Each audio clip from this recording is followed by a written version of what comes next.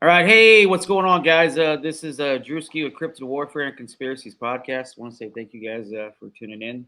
And guys, we got a good episode. I'm honored to have these two awesome guys on here. These guys got a wealth of knowledge. They got a very good, extensive backgrounds in the field, and yeah, I look up to these guys. So these guys set the pace for me on cryptid investigation and research. So I got on the show Nick Valente and Jeremiah, and not only that, I actually got a guest co-host on here. He's a good buddy of mine. He's a part of my cryptid team as well. Taylor, say hi, Taylor. Hi. What's going on? What's going on, Crypto Warfare listeners and viewers? All right, guys. Yeah, man. I just want to say, yeah, I appreciate you guys for coming on and definitely sacrificing your time. And I know, Nick, you know, I know with your, with your career and stuff like that. We always bounce back and forth, and I just appreciate you giving up the time and coming on here. And Jay, same thing for you too, man. I appreciate you guys coming on, My pleasure, man. hanging out, It's an man. honor. Thanks for having us on. It's great. Yeah, Sure. thank you. All right, man. Before we get into this, I'm going to do a little bit of bio for all you guys. That way you guys know who you're listening to. All right, here we go. Okay, Jeremiah. This is a good one right here. All right, Jeremiah. I know, little line. Jeremiah's 43 years old. He likes walking on the beach. No, I'm just kidding. He likes walking on the beach. No. All right, here it is for real, though. All right, Jeremiah. He's 43 years old. He lives in upstate New York. He came from a logging family. He lives on a family of plots of land, about 250 acres, correct? hmm 250 acres, which is inhabited by 6 to 8 Sasquatches, as well as other entities and stuff like that. He's traveled the world during his career as an MMA fighter.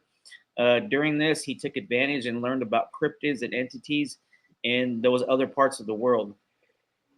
Um, he's been a hunter, a fisherman, a survivalist for about almost 20 years, and he's about a 20-year veteran as a cryptozoologist researcher, as well as a paranormal investigator with a specialization in Sasquatch investigations, as well as a dogman researcher for over the last couple years.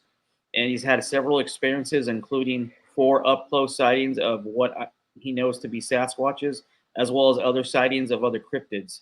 He's been obsessed with cryptids, extraterrestrials, and paranormal entities since he was a little boy of about 7. And after looking through the book of mysteries of the 20th century that his mother bought him, after seeing the Patty Gimlin picture, he was hooked. Dude, same thing with me. That's what totally changed me on that. And then, yeah. So he has research basically all over around like in California, the East Coast, stuff like that. He runs 2 podcasts with Nick. One of them's On the Trail in the Search of Living Legends, and Cryptid Consortium podcast, as well as being a founder of the research team comprised of some close teammates called Paranormal and Cryptid Crossroad Research, as well as the Facebook group, and On the Trail, Cryptid Paranormal Research Group as well, and one of the directors of the International Dogman Project, IDP for y'all. Started by founder, teammate, researcher, partner, brother, podcaster, partner, close friend, Mr. Nick Valente. So going on to Nick Valente. All right, Yeah. Nick Valente is a researcher and a field investigator for over 23 years. He runs the International Dogman Project in many divisions worldwide. He co-hosts the show with Jerry.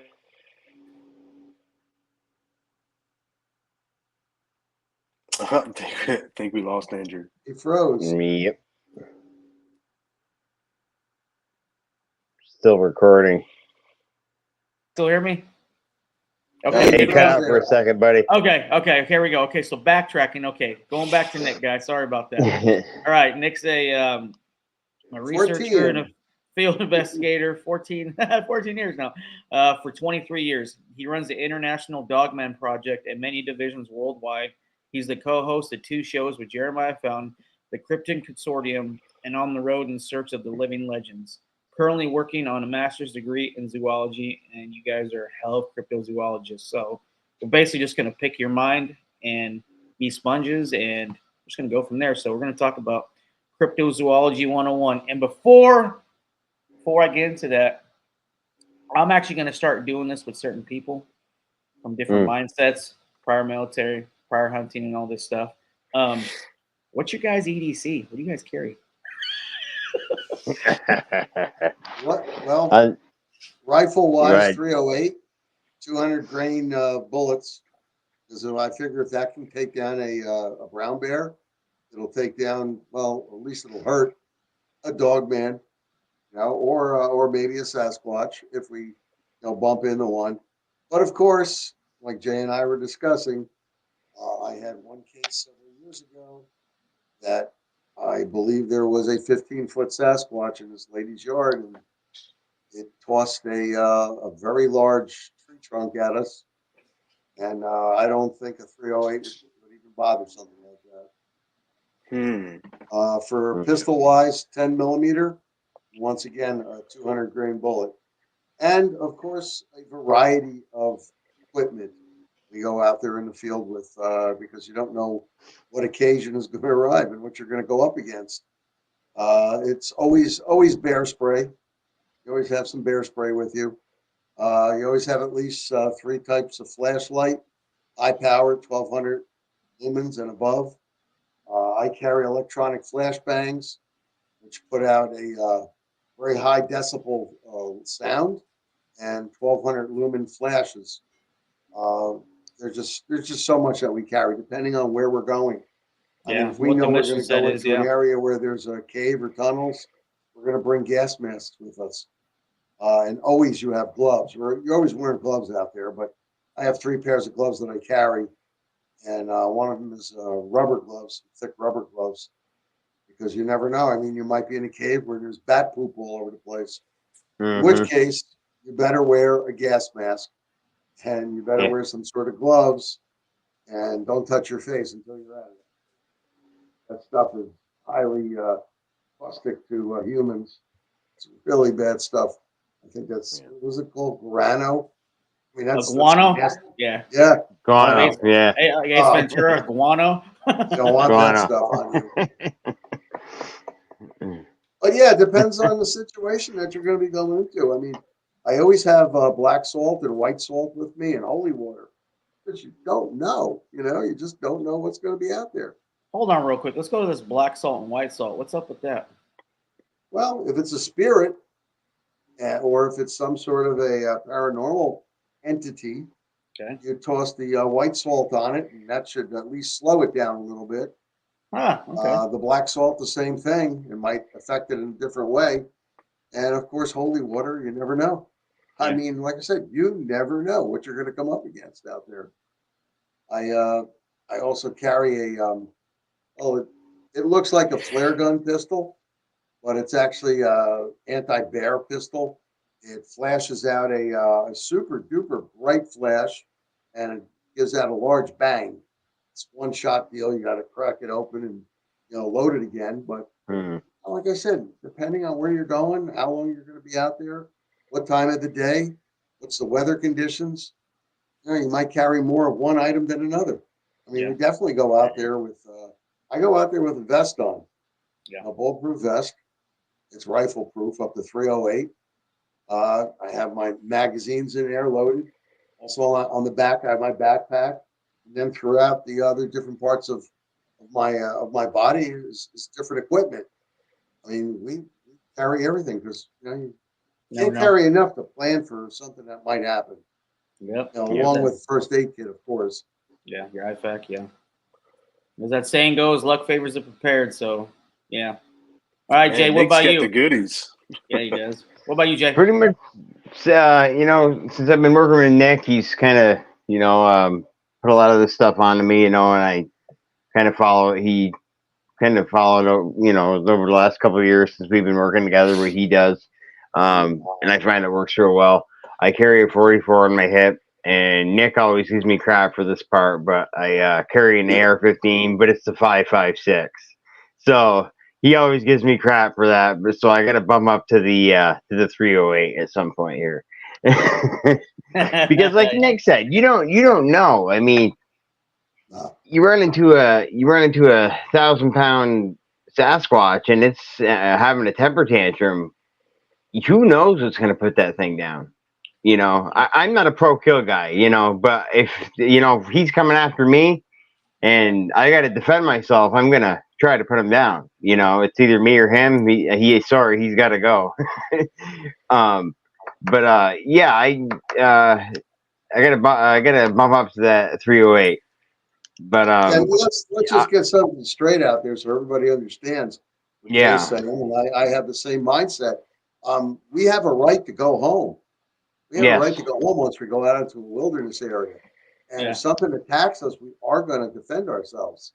yes, So, I mean, that's the reason why I'm trying to get him to bump up to the 308. But once Jay moves down, well, I guess it's down, down here from New yeah. York, and Back Gary down, moves back down. down. Yeah, when Gary comes across state, with us, and I've got a few other fellows that are going to be joining us. We'll be doing Yep. training, and we'll be able to go out there, but properly equipped. I'll make sure everybody's properly equipped. I have redundancy in equipment, so if they don't have it, I have it. And they can use it because I don't want Yeah. anybody getting hurt. I mean, we go out there with helmets on, also. Yeah. You never know. I mean, you never You know never what's going know. to happen. I don't care how hot it is, how miserable. I mean, it's part of the training. Sure. Yeah. Now, okay. Now, as far as those helmets, are they the Kevlar or are they the freaking bump helmets? Yeah, the Kevlar based. Okay. Basically, yeah. Hey, practice how you play, right? Train for war. That's That's what you're it. doing. Absolutely. Absolutely. All right. So I guess we'll get into it. Cryptids 101. So I want to get your viewpoints, Nick, and then same thing with you, Jeremiah, because I know you. Sure. Okay. So going through your bio real quick. But first of all, before I get into it, Taylor, you got anything to say, bro? No, man, that's good. My EDC is just like a thing of chapstick. Then that's that's Basically, But what's in that chapstick? What's in there? It's your butt goodbye. yeah, just kissing if I just chat. Yeah, calm up, Hit the man. deck. I'm out. Yeah, dude. Because if you guys got the 308s and it's not working, man, there's no Yeah, working. you guys are shooting. I'll make sure you guys are chapped up. Good to go. Yeah.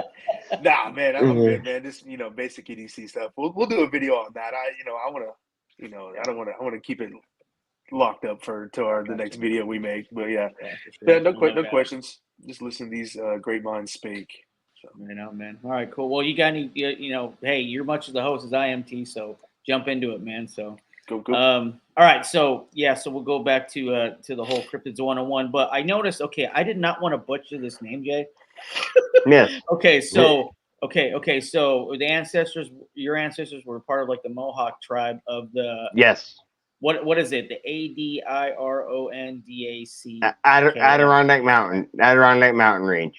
Oh, It's 600 million acres of untouched wilderness up in my part of New York State. People think of New York State and they think of New York City.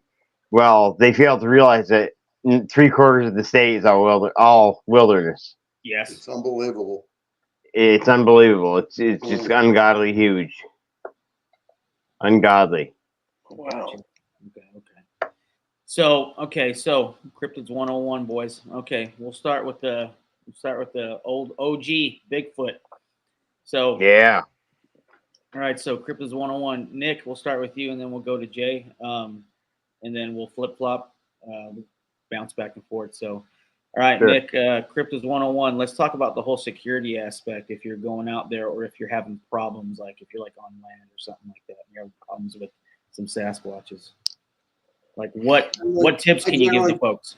I generally go out with a 7-man team, and we're looking down, we're looking up. We have a trailer man. He's going to always be turning around to watch our 6. When we do stop, there's always 2 people that are going to stand guard, and, facing different ways. But that doesn't mean that the rest of the team has to have their guard down. When you have to relieve yourself, you call a piss buddy. This buddy comes with you and does the deed, and then you switch off. When we set up camp, we set up perimeter alarms, just the good old fashioned fishing string that's attached to some. Well, they're not loaded, but they're shotgun shells.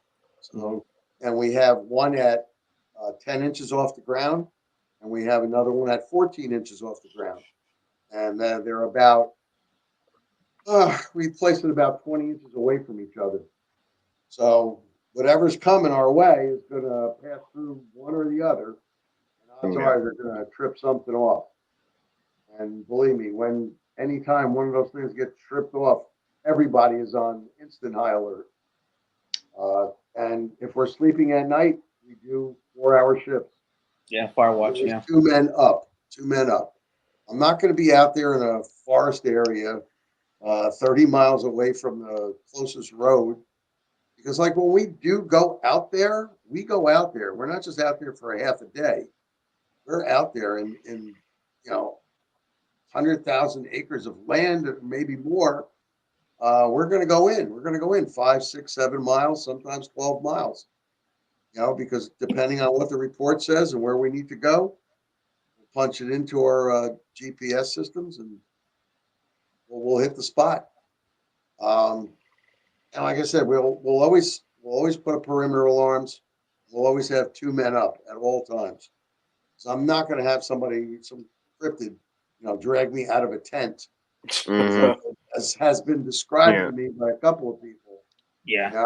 They're out camping and something grabs the guy's foot and pulls him out.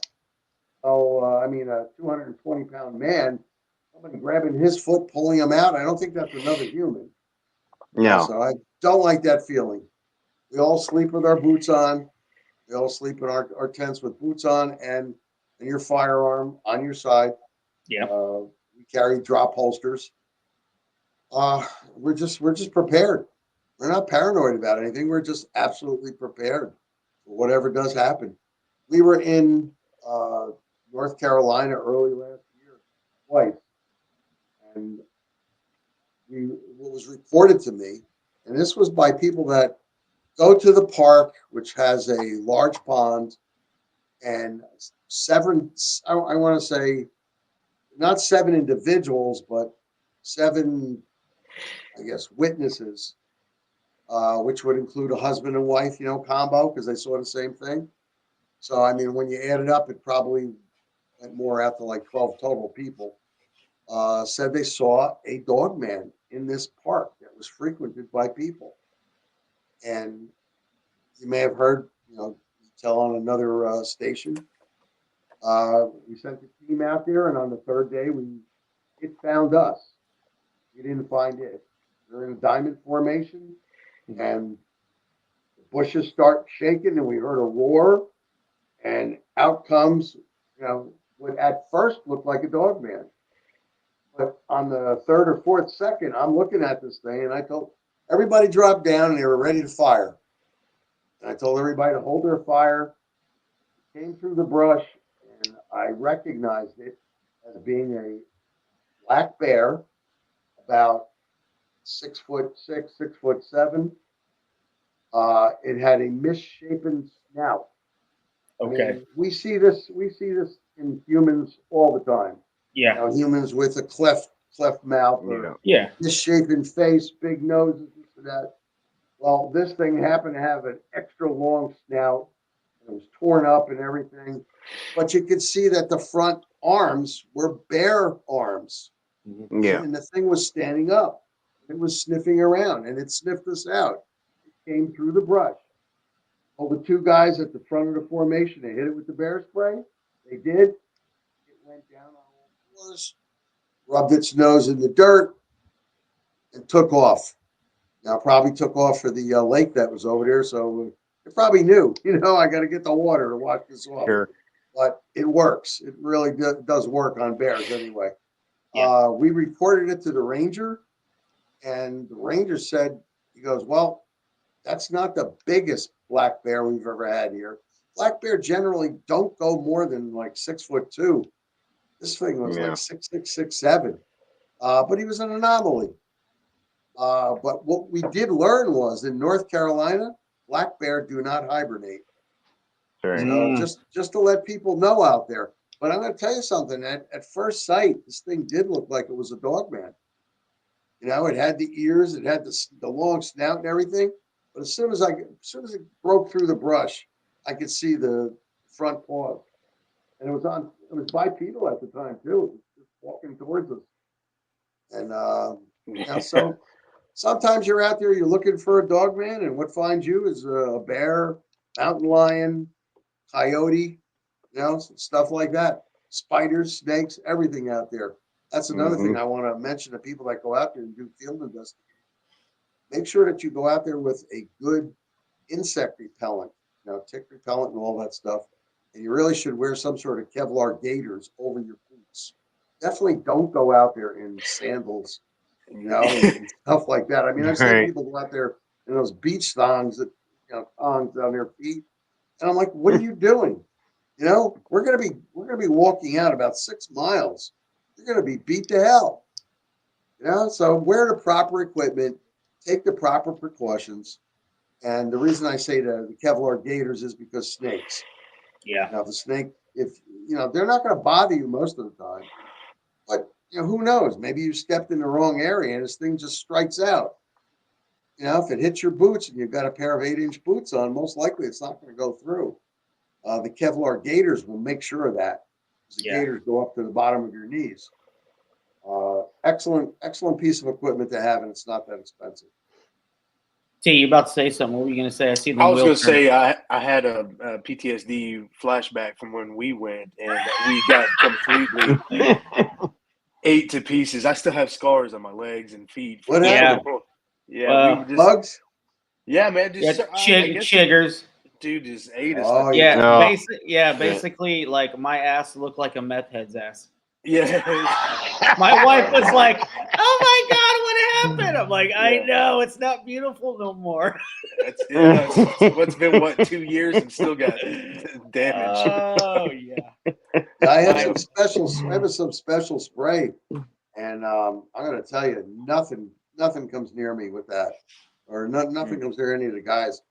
It's like when we used to jump out of a plane. Every guy behind you would check you, and then you would check the guy in front of you. What we do is we get the insect spray everything that you can possibly spray, and we redo it every 6 hours. Okay. Because you're better off not having all these bites and everything all over you. Is it something that you've concocted, or is it something you've bought? No, I purchased it. Okay. I want to see if I have a bottle. No, I took it downstairs to my gym because I keep my garage door open and I spray myself when I'm there. But it's something that you can actually get. I guess you can get it off Amazon because I got it from one of the Amazon stores. Yeah. Whole Foods. I think it's Whole Foods. Yeah, this stuff really works well. I was with D.A. Roberts a few years back, and he and I were in LBL in Kentucky, and it was like 1:30 in the morning, and we were in my I have an H3 Hummer that I kind of up armored a little bit, and we pull into Nickel Cemetery, and we see something moving. We get out real quick, close the doors, and as soon as we got out, we got attacked by a million bugs. And I went into the back trunk, took out the spray, and I hit him up with it, and I sprayed myself with it, and they just all took off. I mean, this stuff really works. What I'll do is I'll send you the name of it after the show. Yeah. I'll go downstairs and pick up the bottle, and I'll send you the name of that stuff. So if anybody calls you up and asks you about it, but it's super great. It really does work, and it's not DEET. The DEET stuff that can actually cause you harm. Yeah. Gotcha. Check on that. All right, Jam. What about you, Brother Jay? Well, same, pretty similar to Nick. We go out, we always make sure I go out and lease a group of 5. Like Nick said, when we hike in. It's not just 500 yards and pitch a camp and hope to pound on a few trees and call on a Sasquatch. I mean, no. Yeah, really. And, come on. Now, not bash anyone out there. I'm sure I'll catch a grief for that one. But, I come to realize that there's other ways to get them to, if you really want to interact with them, there's other ways to get them to come in. And it's not another thing I don't do is and I'm probably going to catch grief for this one too. And Nick, you and I talked about this. I know you agree with me on this. As far as the gifting and the feeding, I think you're causing. I think I've never partook in that in my life, and never will, because number one, if it's food, I think it's unfair to the Sasquatch or the dog man or whatever we're feeding here. Okay, because say 30 years, you say someone buys a house and they start seeing these creatures running around their house, and they start to feed them. Okay, now, for 30 years, this group is around this property and they're eating this food, right? Now, they are going to get used to that. Mm-hmm. They're going to get hooked on it like a heroin addict or something. You know what I mean? So, Yeah. what happens when the people that live in the house, they age and they pass away? Well, the next people that move into the house are going to have quite a problem. Mm-hmm. Yeah, For I had a sure, case yeah. like this. I had a case like this actually, where I had to go out and try to help this guy to see if we do to get rid of them, because they were. Turns out, he had stopped talking to his father years before, but he called his father and he said, "Dad, I got to talk to you." And his father finally told him that his grandmother had been feeding a family group of Sasquatch for 30 years. Mm. So they were used to it. So that's one thing. That's another thing I don't partake in. Um, and as far as the gifting and all that, it's just not my thing. I realize it's for some people, and I realize that there are positive experiences with these things, like the ones we have on our property. They haven't given us any problems, but I can go to a spot 9 miles down the road where you get out of the truck and you can feel the tension in the air. Yeah. You know, then you'll have boulders thrown at you and sticks, and they want you out of there. It's just a totally different. And as far as our land, they know me. I've been around forever, and they just know me. But like I said, I can take you to other spots up here where it's just you can cut the tension with a knife. Yeah. So yeah. You But can as far cause yeah, yourself a lot of problems by you can feeding cut them. yourself a lot of problems. A lot Oh of my God. problems. They will And it's get not. angry, I was They about to get say you're getting and they free get food violent. and violent, Yeah. right? They get violent, absolutely, and that's another thing. I realize there are people out there that have good experiences with these things. There is, but some of them are downright nasty, Mm-hmm. and I dealt with the nasty ones, and they are nasty. They don't want to sit around the fire and play the fiddle with you, and tell ghost stories. I mean, it's just not. That's not how it is. Like I said before, I understand certain people have. Then this is a whole other topic that I don't know if we're gonna reach into it later, but I'll bring it up. Some people claim to have certain abilities and be able to communicate with these things. Oh That's yeah. one thing. That's one thing, but you know, trying to with the more aggressive types, trying to get them to have a relationship with you is a no-no. I agree. From my experience. But yeah, we always go out in groups of five, and two guys will stay out and keep watch. My wife usually comes out with us. She's a pretty good cryptozoologist as well. She comes out. She's part of the team, and a bunch of other buddies that have been doing this with me for a long time. We live in a pretty active area up here. Yeah. So, and we don't go out, and some people, like I said before, I'll probably catch heat for this, but I believe the days of going out and banging on trees and whistling into the air, I believe those are over. The best thing, I mean, if you're on a piece of property where it's inhabited by a group of Sasquatch, build a fire. Get that fire rolling, sit around, just act normal. And if That's how they're we in the area, investigate. they'll come in and check you out. Hmm. Yep, they'll come in and check you out. You just got to be patient. But yeah, we're always out with a group of people, and always carrying. That's an important piece of it. And like Nick and I have both said before, we're not pro kill, but I have the right to make it home to my family. Oh, 100%, Yeah, man. Yep. You yeah, over them for sure, man. yeah, Yep. absolutely. Yeah. That's how we And are too. We're rather. Go I'm ahead. gonna try to aim for soft tissue. Yeah. You know, because we don't know how thick that muscle is. We don't know how thick Yeah. that bone is. You know, we don't even know what kind of bullet could penetrate their chest or their head or whatever. You know, so We're just yeah, figuring that, if it would take down a grizzly bear, yeah, which is huge, it yeah, might stop them a little bit.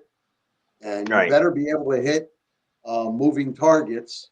And Mhm. you might be moving while they're moving at the same time, too. So try to get a little skill set in there just in case. yes, I'm just saying, just in case. We're not pro kill, going out there hunting anything because we don't want to cause any problems for ourselves in the future. right, But we do have a right to go home, like anybody else. That's why I have everyone always carry bear spray. Yeah. So I mean, I've yeah. got a Bear 7-man spray, team. Yeah, big one. 7-man team. I mean, we've got enough to actually defend ourselves against quite a bit. Might Yeah. as well go Bug from it the out. lowest denominator, before you start Yep. slinging lead out there. Yeah, I agree. Work your way up that pyramid. Yeah, 0 to 10 exactly. could be more worse than like stepping it up. Something, 'Cause something else Right.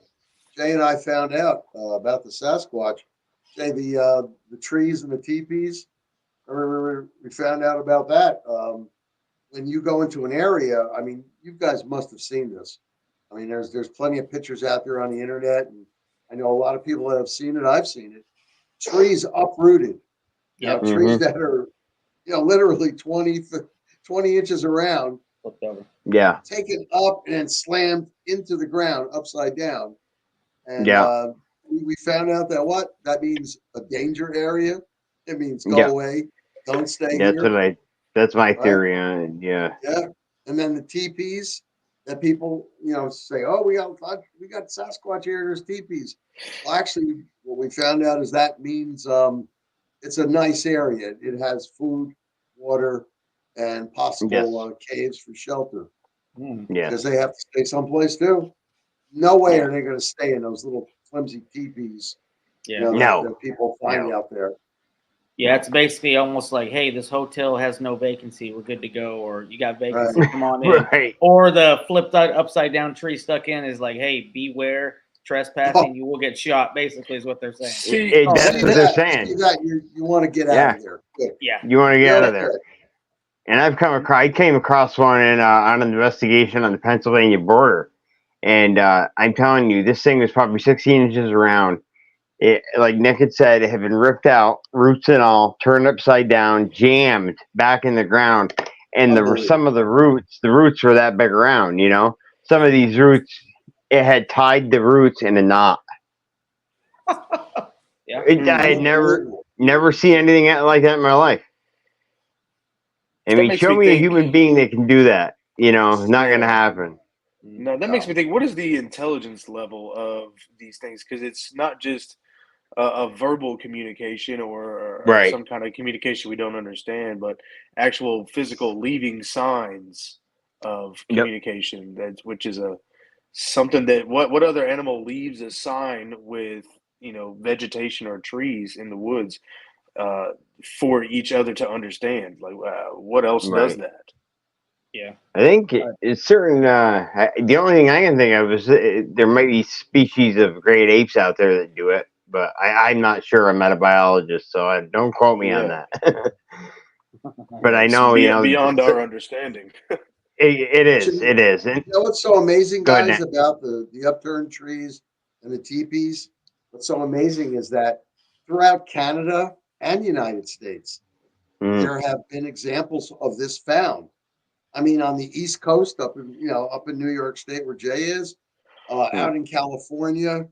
I mean, Washington State, Utah, Oregon, uh, Ontario area, on the East Coast of Canada area. I mean, they found these trees upside down and slammed into the ground. Oh, Alaska, another area. Yes, that's a big Sure. one. So what is with that? Are you telling me that one person's going out there and uprooting trees and slamming them into the ground? With Yeah, with it's just a machine, maybe? I don't know any machine that's strong enough to even do that. And not only and that, plus, you don't know any machine that can go up that trail or get dropped down by a helicopter. Who would waste that time? Yeah, Who would do yeah. that? Exactly. And even if it was by some chance a machine was dropped in, you'd see marks on the, Oh yeah, ratchet Right. strap marks on the tree, yeah, from pulling it up and jamming it back, and you'd find evidence of a machine, no yeah, doubt. yeah. Exactly. But I mean, that's you know what? It's simply amazing to me. It's absolutely amazing. And when I mean, I saw it. I never got to see a Sasquatch. I heard the Yeah. tree knocks. I've heard the Oh yeah. hollering. Saw the Yeah. trees upside down into the ground, and it's like you're standing there saying, I'm looking at something that's absolutely phenomenal. Mhm. It's like, how did that happen? And it's not just Yeah. it's not just one tree, guys. It's a couple dozen trees. Yep. Yeah. So something was going on in that area. They didn't want you in here, so we got out of there quick. I said, Oh no, yeah. I'll go up on the mountain over there and use my binoculars to check them out. That's the best way to do it. Oh, for sure, From man. afar. Because if something's that big and that strong that could do that, I don't want to be around it. No. Yeah, You No. grab you, and peel you off like a freaking corn dog for sure, Oh man. God, Yeah, yeah. just Oh, without a bring a doubt. Go-Gurt. Yeah. Yeah. Yeah. Just Yeah. grab you. Just, Seriously. yeah, Oh, just I you later. joke and I tell Nick all the time, when I had my encounter with my female, she was big old female. I was no more than 30 feet away. But her mouth was so wide, guys. Like, this is an exaggeration, of course, but at the time I'm shaking in my boots, Yeah. and I'm not knowing what to do. I'm frozen in fear. And her mouth looked so wide to me. It looked like it went from ear to ear. It looked like she could open her mouth like a pest dispenser and just bite my Oh head off wow. if she wanted Yeah. to. You know what I mean? Good God, yeah. I That's think she wanted to have her way with Jay, but yeah. I think, yeah, I think so too, Nick. Be like, hey Jay, I think but she she likes you, but Jay. she didn't tell me that he had the ring on. So that he was married, and that was it. Yeah, that you was tell her, it. Yeah, hey, you're like, hey, honey, chill out. I'm married. I'll back Yeah. away.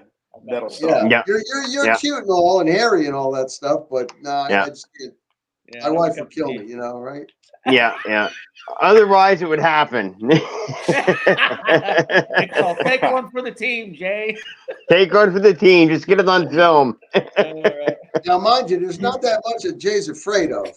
I mean, he's a jiu-jitsu black belt, went to Abu Dhabi, fought MMA, so obviously he doesn't care about getting hit. But looking at something like that, hmm, Yeah, there was no way I was going to triangle choke her. I'll tell you that much. imagine Yeah. that. Oh Lord. Yeah, try to get her in an arm bar. You know how it is when you hold your Yeah. head up. You're just like, what are you doing, man? Yeah. Yep. Exactly. Exactly. Yeah, and Which when something I said before, retreating to the mountains and using binoculars and looking down, that's one of the tactics that my team uses. Before we even go into a forest area, we'll get our binos and we'll scope the place out as far in as we can. And then like every 300-400 feet, get the binos out again. Yeah. And try to see what you can see, if you can see anything. We also use earmuffs that Yeah. well, it's for shooting, but when you have them on, you can pick up it sounds. enhances your hearing by about. Hmm. I think the I have a letter someplace that gives me the exact number, but it like multiplies your hearing by like 15 or 16 times. Oh wow. So I mean, it's well worth getting those.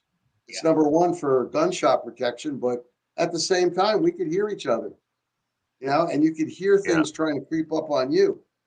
Because remember, a wolf, a dog, common everyday house dog, their hearing is super. I mean, way better than ours.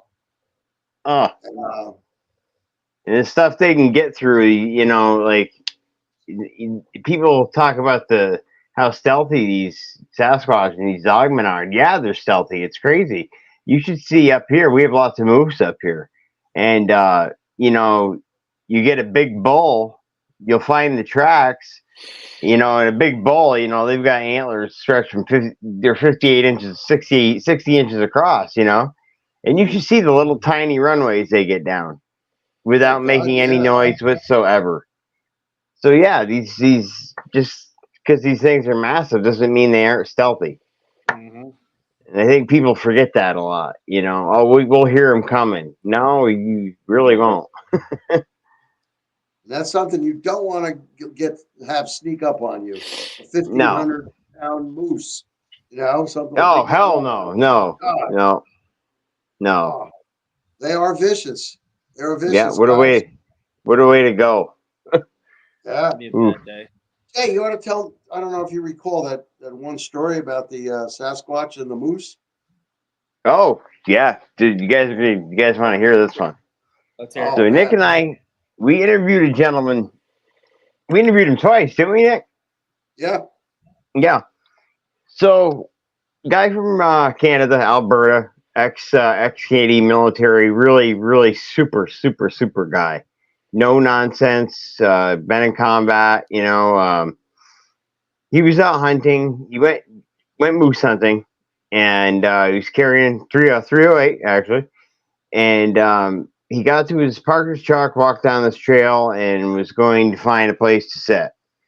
And all of a sudden, he gets to this big wood line, and this moose comes tearing through the brush. And he said he moved. This is how close this moose was. He moved his shoulder real quick. The moose went right by him, Yeah. so it wasn't after him. And he said he actually looked into this moose's eyes, and you could see fear. Yeah, he's The getting the hunted. moose's eyes were just, yeah, he was getting hunted. His eyes were just black. And this moose gets about 30 yards away, and all of a sudden, out of this brush comes flying, literally just about on a fly, with a 30-foot leap, is about a 9.5 foot, 1,500-pound male Sasquatch, a big old black one. So they went at it. They clashed. He grabbed onto its antlers, and the moose is pushing back. And what he said about 10 minutes, right? They went at it for Nick. yeah. They went at it for about 10 minutes. The Moose Wow. gave him all. Moose gave him all he wanted. He was fighting for his life. Fighting for his life. But finally, that Squatch got him down on the ground. Finally, grappled him down on the ground. Now this is weird. I'd never heard of them breaking a neck this way before. I've heard of them usually, picking them up and breaking their back or twisting the neck. But this thing, it almost did like a jujitsu move when it landed its chest on top of its legs and grabbed onto the antlers and heaved upward. Oh yeah. Snap. So you could hear, he said you could see the vertebrae in this thing's back just wave. Oh, So it broke everything from its upper neck all the way down its back. So that must be a technique they've perfected, Sounds like it. See, exactly. But to take out a full grown bull moose, and in Alberta they've got big moose, Yeah. I mean, 15, 1,800, 2,000 pounds. I mean, that's a big moose. That's a huge moose, and this thing took it out within a few minutes. So this guy just witnessed that whole thing. And he's just like, "I'm backing out of here ASAP." He got out. That's okay. Here's the other interesting thing. Once this thing killed the moose, it got down on the ground in front of its belly, and he sat there in shock. And he said he watched what was going on for a minute, and the Sasquatch paid him no mind whatsoever. Yeah. It had grabbed something off the ground and was opening up the moose, and he said he could hear the Sasquatch pulling out the gut sack and all that. It didn't pay him any mind, because it had its food. He's basically field dressing that moose, yeah. Exactly, which I found was pretty interesting. Yeah, for the internal organs, the liver, exactly, kidney, heart, all that good stuff. But he's had some issues dealing with this, since it happened, which I can relate, and I've never had anything that intense happen, but I can just imagine what he went through. I mean, It's talk an about intense. PTSD. Yeah. Bingo. That's an intense sight to see, Jeez, that's good stuff right there. But man, okay, so yeah, go ahead. No, I was No, gonna say, no, no, if that you was could do it. that to the moose, man, they could definitely do it to you for sure. Oh, sure, without a Ooh. doubt. Just grab you Yeah. like that and just you're done. Just pull your head off. I mean, you know, Yeah, it's predator simple as style, that. spinal cord and all. God, all I can pray is Yep. God, please make it be quick. Yeah. Yeah, exactly. Exactly. Make it quick, please. Okay, so we're gonna jump on that. Okay, we're gonna jump on that over. Okay, so before we do that, I was listening to you, Nick, on DW's cast, and you were talking about if people, are having problems with these things on little tidbits on what to do. I heard you talk about cayenne pepper and stuff like that. Oh yeah, Mm. an excellent product to use. Been using that for over a decade now. Yeah. We had a lady in upstate New York. She thought it was a dog man problem. It turned out to be a Sasquatch problem. What we did was we dusted her and all her entire house on the outside with the cayenne pepper. We also put it out to the perimeters, the end of her yards. I mean, we literally had coffee cans of this stuff. Yeah. There's I won't mention their name because I guess they don't want to scare away their high paying members. But there's a golf course in Arkansas, and they had called up and they asked if we can come down in the system, and they had a dogman problem. Mm. And we checked the area out. We found one of the reasons why, because they had a large dumpster, metal dumpster, mind you, and they put the lock on that you had to actually move, and they were ripping into that every night. So I mean, it was like a draw, and it was more than one dog, man. Maybe from what we Yeah. saw, track wise, it was about 5, and we suspect there was more. What we did was we dusted that entire area. It was on their dime, by the way. They bought tons of this stuff, and I think to this day they don't have a problem anymore. But they were having a huge problem with Dogman over there. And what we did was we kept layering it out and pushing out further and further out into the field area. And I don't think they've had that problem since. But cayenne pepper works really well. Also, what you should do is you put out, I mean, if you really are serious about this, I mean, it's good for criminals too. Um, Cayenne pepper you put across your windows, and when it rains or when it snows or it's too windy, you make sure your reapplication. You should put up on the corners of your house, out of reach, motion detector, motion sensitive lights, high bright lights. None of this garbage stuff, that you're going to buy off of, some cheap site. You want some high intensity light, because at least it's going to let them know that they know you're here. Yeah. I mean, that's one of the other things. The other things you can do is you can use a high decibel siren. You put speaker systems out there, and like what we use, put the thin filament fishing line out there that's a tripwire. If they go across it, you have something go off. You can either have a bang, or maybe it'll set off the lights, secondary. There's a lot of things you can actually do out there without having to come in contact with them. And never, never, never, never leave apples out there.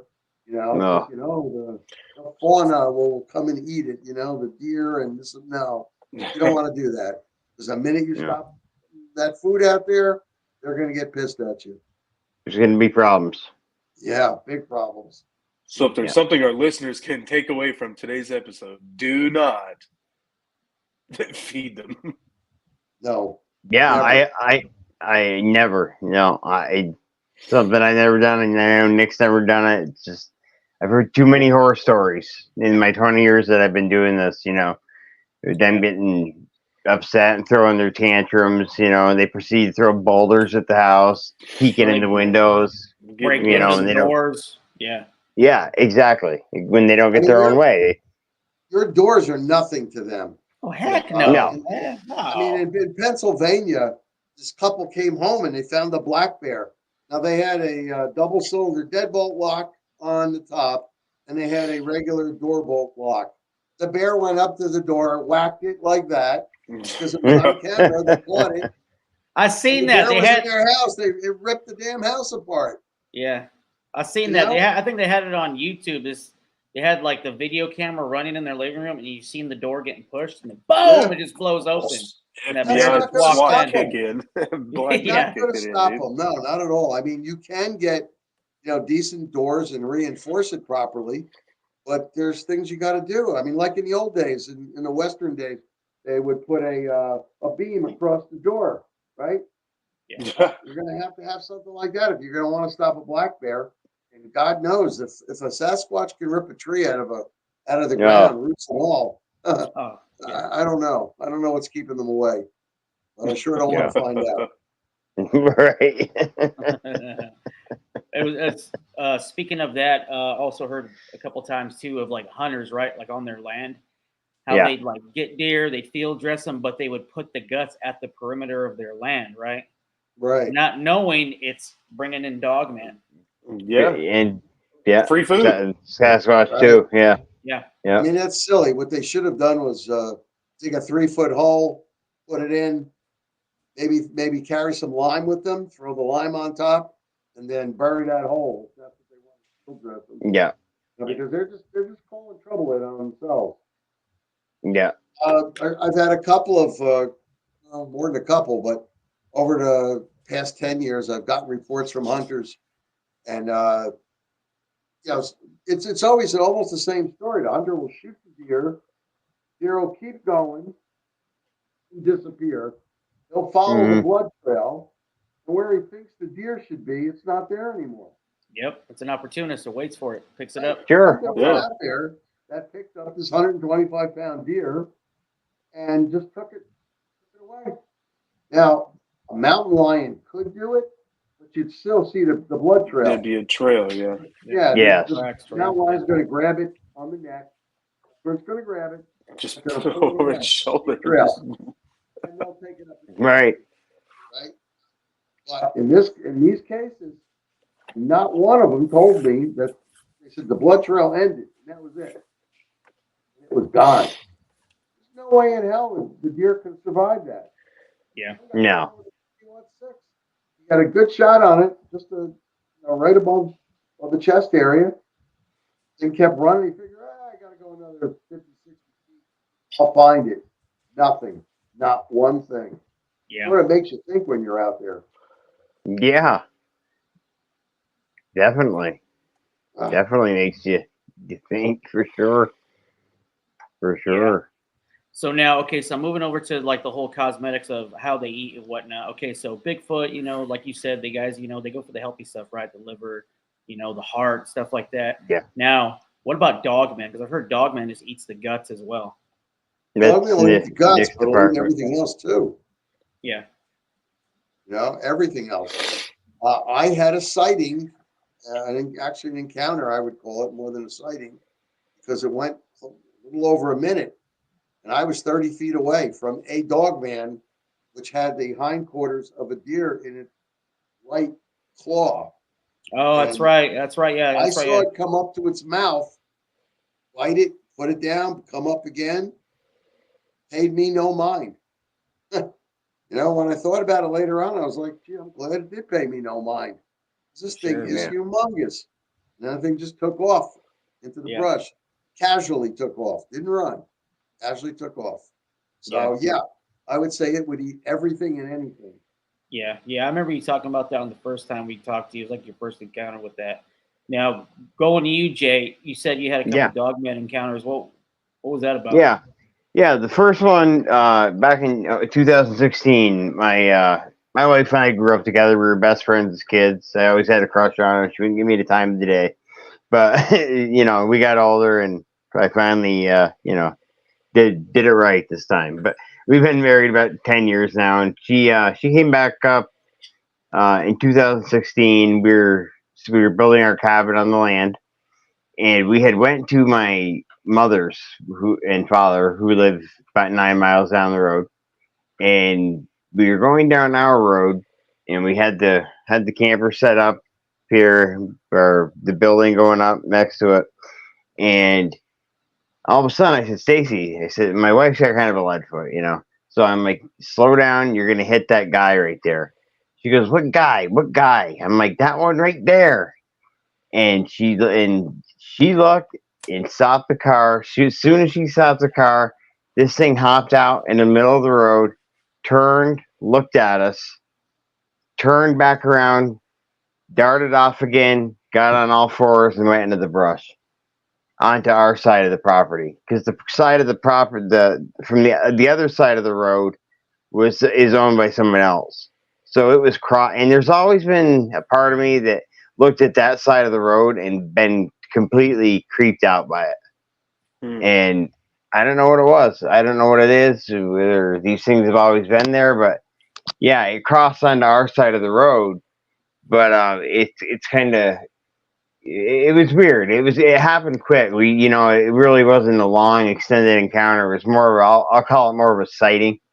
Yeah. And then and I've got a picture of this one. Nick's seen the picture. I can send you the picture tomorrow, Drew. Yeah. I take a walk back behind this was in 2022.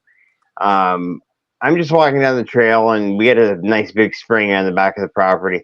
So as I'm walking, I look off to my right. I got my shotgun. I had a 15-round magazine in it. It was an Armscore VW P40 and 15-round mag. Had a alternating with double odd buck and slugs. So I look, and I'm looking. I said, "Oh, that looks awful canine to me," and it's on two legs. So I'm looking at this thing, and like I said, we're 80 to 100 feet away. So it's got its arms wrapped around something, and my eyes are getting bad as I get older. But that's another story. But I'm looking at this thing, and I'm like, that thing has a deer wrapped up in its arms, and I pulled my phone out, and it just stared at me, and I took a couple of pictures, and I slowly backed out. I had that gun, and as I'm walking out, he didn't move any part of his body except his head. He just watched me as I was walking backwards, and he kept turning his head like this, watching me. When I got home, I analyzed the footage. I looked at the footage, and being that it was taken from so far away, it's a little blurry, but it's not one of these pictures where you got to make a big red circle. You know what I mean? You can see this thing there. You can see the point of the ears. You can see the snout. You can see the big chest, the long arms, and this deer wrapped up in its. The deer had its bowels. It had been opened up, and its bowels were spilled all over the ground. So it makes me wonder if I hadn't, I know they know what guns are, Sasquatch and Dogman. Yeah. So I wonder, if I hadn't had that gun with me, would I have been lunch? Yeah.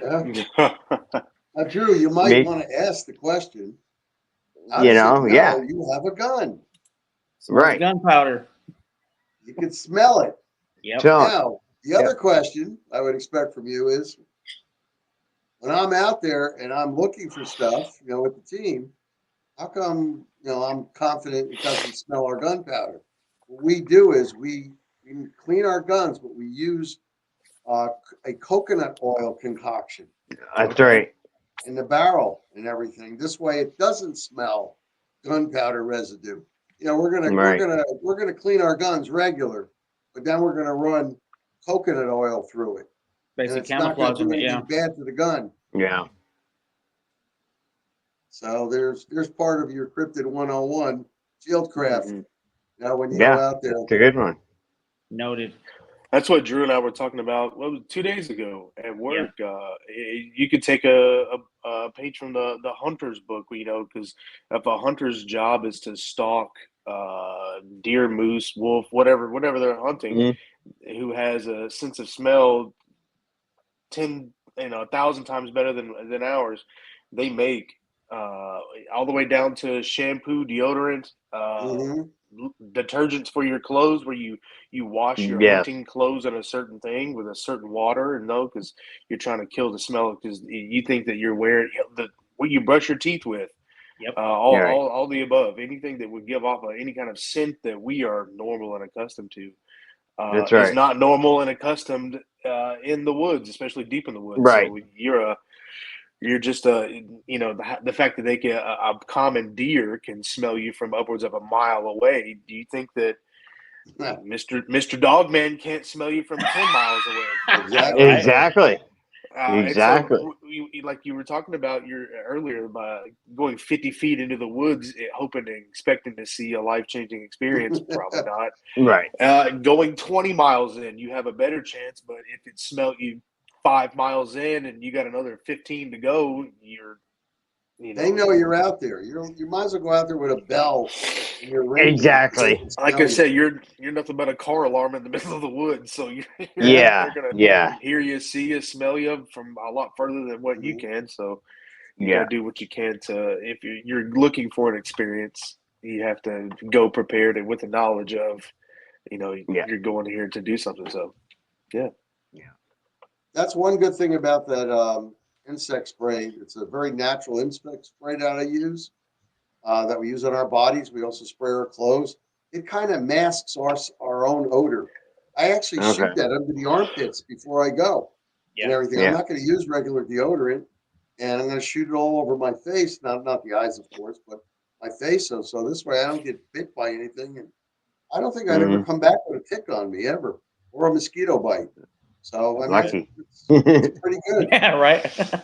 Yeah, there's a lot Yeah, of there. things you got to do when you're out there.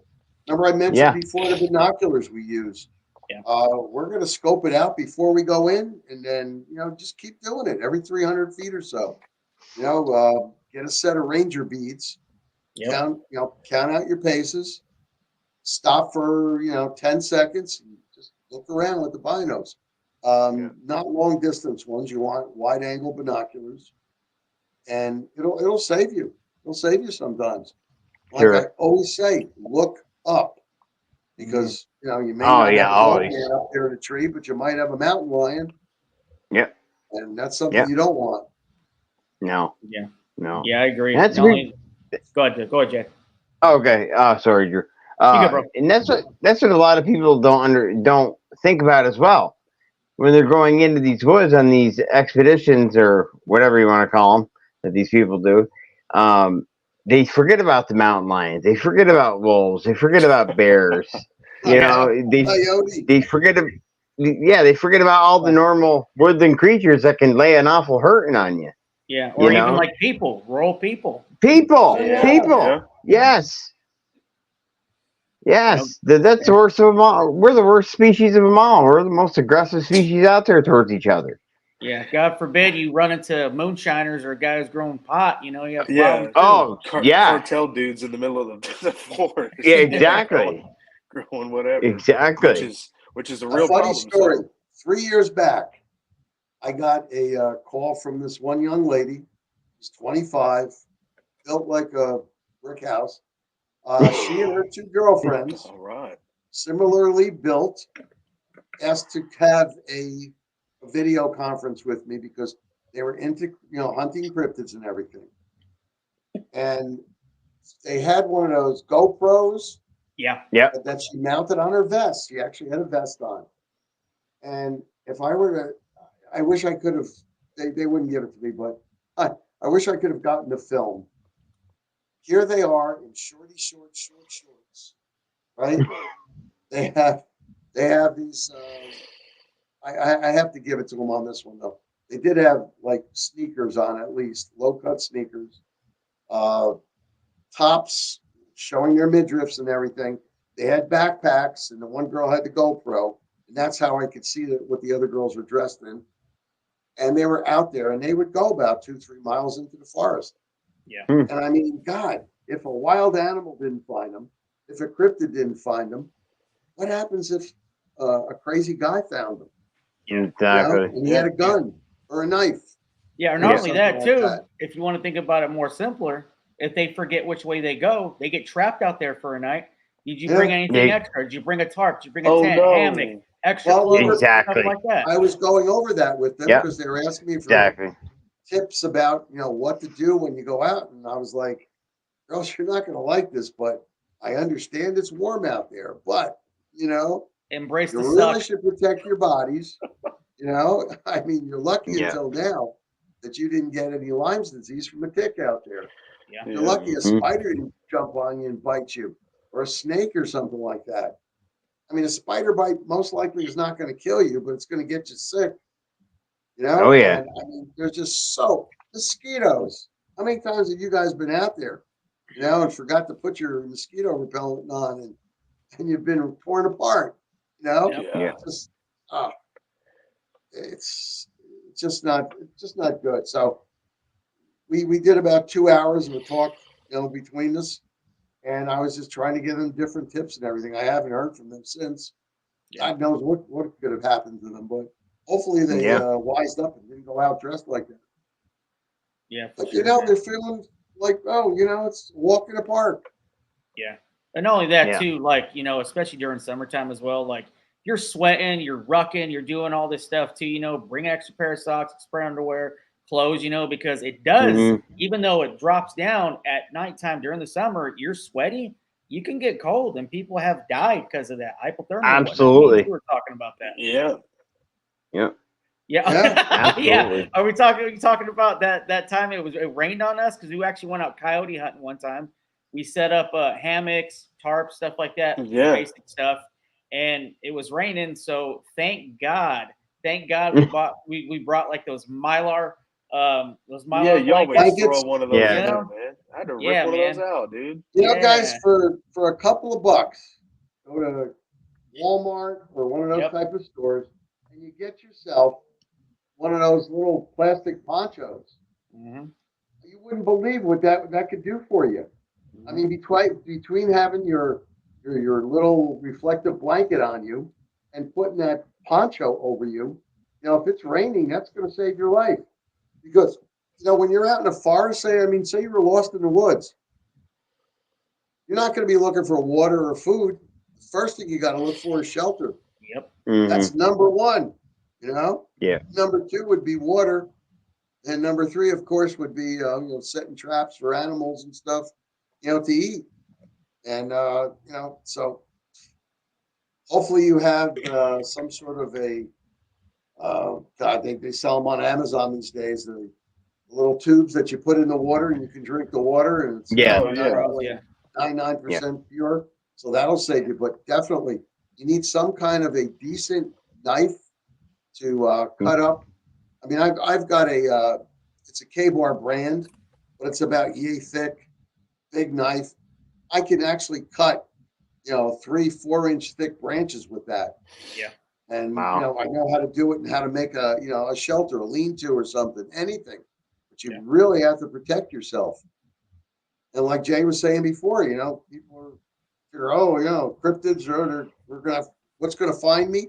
Well, yeah, coyotes. They might find yes, Yeah. you. And they will attack humans. Yeah. Yes. You know, you're not Contrary to popular belief, they will. Yep. yeah, And coyotes will attack you. And say you're up where he is, and and you're camping out there, and you get a 2,000-pound moose. Moose are not friendly, not Not at friendly at all. all. You No. know, you want to get away from those things and quick. You yeah, know, and black bear, even though black bear are they're more curious than anything, but if they're really hungry, you're going to be their next meal. And yeah. brown bear, Yeah. forget about it. Brown bear and grizzly, Kodiak, they're downright ornery guys. They're going to attack you. Here's what it Yeah. is. Yeah, And I've said this before on other shows. You can even watch it on YouTube. I think History Channel filmed it. A grizzly bear going from 0 to 50 miles an hour in 3 seconds. yes, People think, That's oh, something that fast. big? How could something that big go that fast? The muscle on that thing propels it. That's how it can go that fast. I mean, They it's are fast. unbelievable. Yeah. If you could ever catch that show, it's on. Probably can catch it on YouTube someplace. Put Yeah. down grizzly going after deer. I mean, Yep. this thing just Okay. ran. I mean, and some of these brown bears out there, I mean, they're 8 feet tall, yep, Crazy. all muscle. They don't eat cakes and muffins and bagels. They eat meat, and they're Yep. pure Yeah. muscle. yep. They ain't And you, vegan. I mean, Yeah, and you're in its home. You're in its territory. buffet line. Yeah. Exactly. Yeah, And exactly. it's a myth that they can't run downhill, guys. So don't think you're going to No, outrun it's a bear by definitely a going myth. downhill. You guys hear Yeah. that? Hopefully you guys hear that. Yeah, not only that too, like, okay, so when people go out, I've run this across, you know, a lot of people, like, because you know how it is whenever you guys go on expeditions, people might hear and they ask you, hey, can we go? Negative. Like, I'm gonna have to vet you for a bit, you know what I mean? But like I've seen other people like going to conventions and stuff, how they talk about how they cryptid research and stuff and seeing their get-ups and whatnot. Guys, it all leads to the basics, like your feet, what are you wearing? I see guys Right. wearing tacos, like you said, sandals, you know, stuff like Oh that. It's like God, it drives me nuts, dude. me On your too. cosmetics, on what you're wearing, drives me nuts. And like you said about those girls, what they were wearing, it's like, Oh my Yeah. God! You know, I don't know. Looked like they were going out for a day on the beach, but they were sincere and they were researchers. Yeah. She sent me to their website that they had. They did a lot of research and libraries and speaking with people, but they just had no idea how to go out into a wooded area. I mean, they carried the plaster of Paris stuff so they could mix it with water if they found footprints or anything like that. I mean, it was all good and fine, but I mean, you know, I've known over the years some people though about not going 500 feet in, but maybe going 10 feet into the forest area and saying, "Oh, we're researching out. We're boots on the ground." Really? Yes, you put your boots on the ground, and that's about as far as you went. And then they were panning their camera. I mean, this is going back quite a few years now. Panned the camera, and you see they were in a children's park, and right next to them is the forest that they stepped into. And as they're panning the camera, there's kids on swings, on a seesaw, Oh Lord. children running around, and they pan back into the forest right away. yeah, Well, you are really. It takes a lot of thought before you go out there. It yeah, does. no, yeah. You got to Not only plan your that, plan, and you got to exactly. work that plan. And not only that, I look at this as like life or death, man. This is serious stuff, It's very serious. Yeah. Yeah. you know. And And Yeah. that's I why just, when I get our new team together, when Jay and Gary are out here and stuff, I mean, we're actually going to train.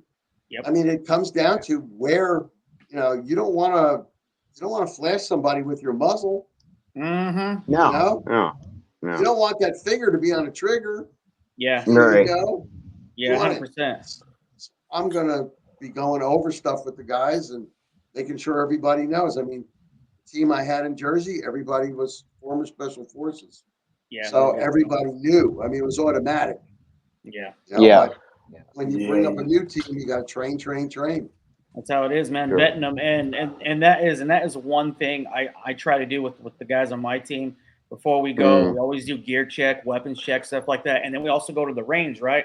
I want to make sure everybody's on their P's and Q's when it comes to trigger control, Absolutely. muzzle discipline, shot placement, stuff like that, choice making, stress test, stuff like that. But the main thing is muzzle discipline. So I actually had to cut a guy for having horrible muzzle discipline. So I was like, look, dude, in a nutshell, you can come hang out, bring your gear, whatnot, but the AR stays in the truck. I'm not having you bring that because you need I don't more blame you. practice. You need more of that. But I had to be the bad guy, but it was for the safety of him and the safety for the other guys on my team. So Sure. it was basically a good experience for him. He was pissed off at first, anybody would get all butthurt, but Right. he understood eventually. He understood why. And then, hey man, just inexperience. I mean, it takes more time. It's something okay. you It's can't fine. force Yeah. This one range a day no or 1 thinking. week. You're not thinking. You got to think safety at all times. Yeah. That's the number one thing when we go out there. It's safety, and you're Safety. watching out for your fellow teammates. Yeah. Safety. I mean, I can't tell you how many times we'll have the lead guy out there, and then maybe number 2 or 3 man will call a halt right away because the guy who was leading the team didn't see something. Yep. and you don't want him to get hurt. You don't want the rest of the team to get hurt. You got to Right. look out for each other out there. Yeah, not only that too. Like I always tell the guys, like the last time we went on, I was like, look, I need you guys. Like it ain't just me. I need all you guys to watch out for each other. Like call me out if I'm doing something stupid as well. That way Sure. we can learn, we can adapt, and we can overcome. Call anybody out. Call me out. Call T out. Call BX out. Whatever. But that's the main thing is safety, safety, safety. Because you said it's all right to come back home. Right? Yep. You need to come Absolutely. back home. You got to come back Otherwise, home. going out there in the field just wasn't worth it. No. Exactly. Yeah. Especially after getting fed on. For sure, man. For sure. So okay, so going over back to these cryptids. So I know with the whole sensory issue, I actually stole this from you, Nick. So now whenever we go out, I try to have the guys bring like dog whistles. Yeah. So whenever we run across the sensory issues, the ears, the eyes, the nose. So those are the main things that we want to attack if something comes up on us, and acts aggressive. So, but yeah, I mean, it's why figured you not? kinda- Why not? You'll hit it with the high decibel whistle. Maybe you can stop it, make it go away. Yeah, Do not want to confront these things because they may have friends. I mean, you may exactly. be out there with 7 guys, but they might have 17. Yeah. You might just be that one exception. Yep. Not only that, I'm not worried about the one I can see. I'm worried about the ones I can't see. Can't Exactly, see. Yeah.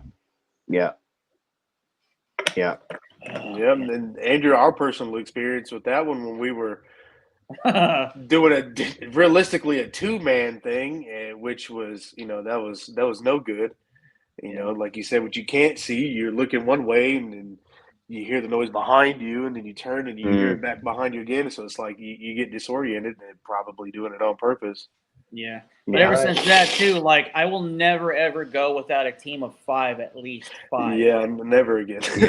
I was going to say a minimum would be 3 because you can go in a triangle formation. Yep.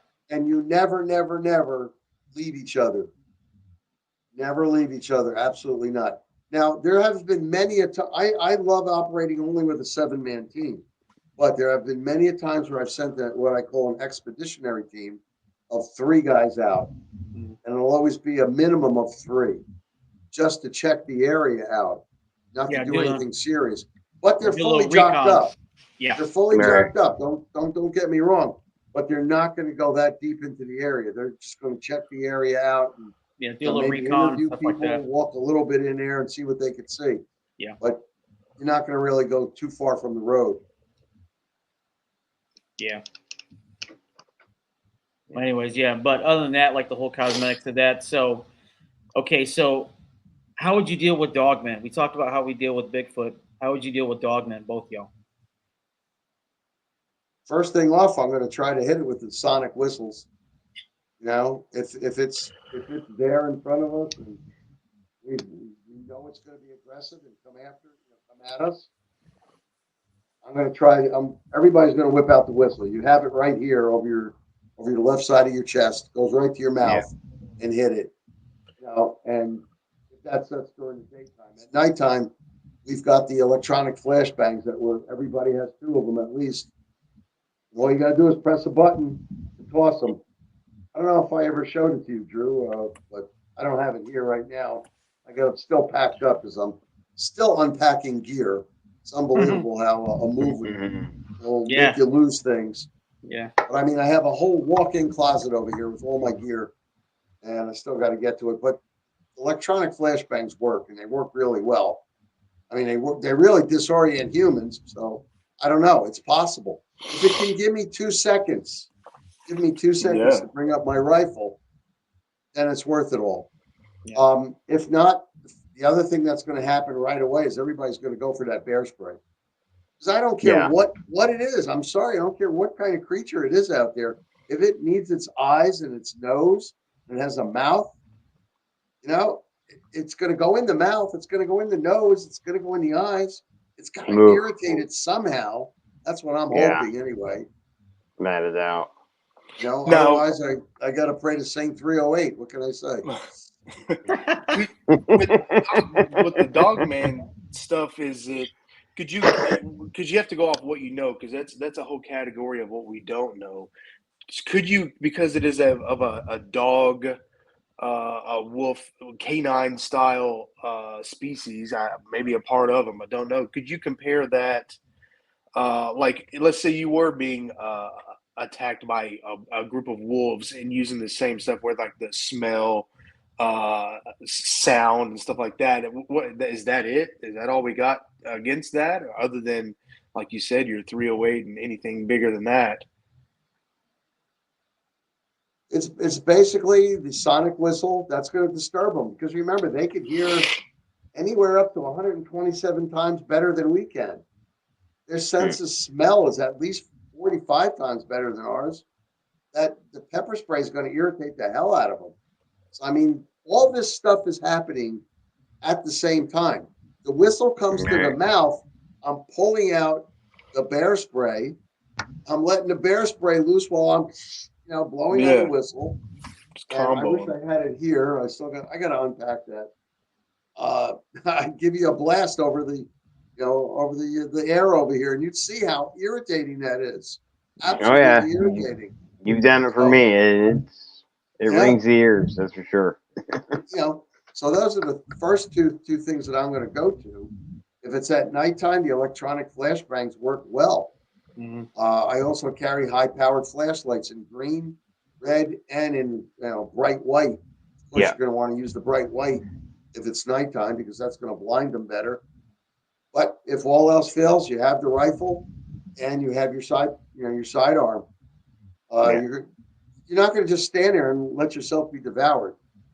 No, believe me, you're not going to do that. If you're being attacked by a bunch of wild wolves that have a reason to attack you, usually they will not. But like I said, coyotes will attack. So that's something to definitely be on the lookout for. Check out the area that you're going into. Check out what kind of animals you might come across before you go in. You have to do your homework first. Yeah. And you're way better off doing your homework first than not. I mean, I know we were in Oklahoma. We did our homework there, and we did come across some wild boar. I mean, if you see something that's like, oh my God, it's over 1,000 pounds, and it looks like it's 6 feet long, and it's a pig, and it's coming at you like this. You're like, holy shit, look at that thing move. Excuse my French, but guys, it's not something we're not out there looking for you, Mr. Piglet, Everybody, you just lit it up and stopped it, but damn, that thing hit you. It wants to eat you, and it will. Yeah. They've got these little tusky things on them too. They sure do.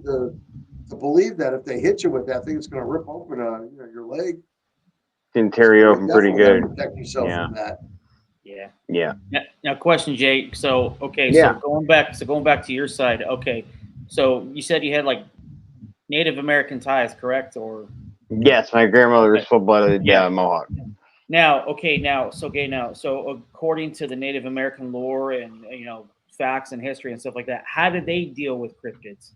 Because they didn't have the technology we had, like we got. Right. They just, from the stories Grandma tells me, is they had best ways I can put it is she would always tell me that they had one foot in the physical world, one foot in the spiritual world at all times. Yeah. And it was just, they were like any other animal, like the deer, the wolf, the bear, the beaver. They weren't anything special to them. Like, you have naysayers now, and it's the subject is blowing up again. But back then, it hadn't blown up, and they just saw it as everyday part of their lives. As an everyday part. They didn't doubt, and even to this day, if you talk to, I talk to my relatives on the reservation and friends I have down there, it is a part of their culture, and they have no doubt that they exist. There's sightings down there on the res a lot, quite a bit. Had quite a few cases down there. this our whole area up here it's a really hot area for both Dogman and Sasquatch. Yeah. I got you. I got you. Were they viewed as like a danger, or is it like just it's another animal in the realm that we live in? No, see, like I said before, she's taking. I guess what she was trying to say is, one foot in the spirit world, one step in the physical world, right? I guess what she was trying to say was, I. How do I say this? I guess I've been trying to figure out what she meant by that over the years. Did she mean they could cross back and forth at will from somewhere else? Or Yeah. did she mean they had abilities? Or both? I personally think, and here we're gonna go into my beliefs, but Go ahead, man. I Floor is yours. personally, what's that? I said, go ahead, man. Floor is yours. Go for it. Yeah, I mean, I seriously think they have abilities we can't even begin to comprehend. I when I first started out in this field, years back, I was with another big, well-known researcher, and we kind of had a falling out. And I went my way, he went the other. He had me in the monkey camp, the mountain ape thing, where they were just some sort of um, primate, and that's what I believed for the longest time.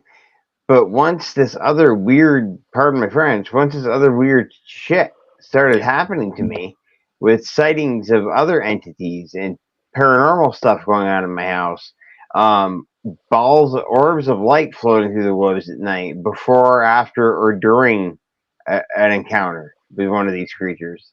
Um, just there's so much more, so much more to it than these being some kind of ape. I just don't buy that. I know, and I used to. You would have never heard me. I would have thought myself crazy to hear what I just told you guys. 15 years ago, if I would say it to you guys, I would have thought myself crazy. Yeah.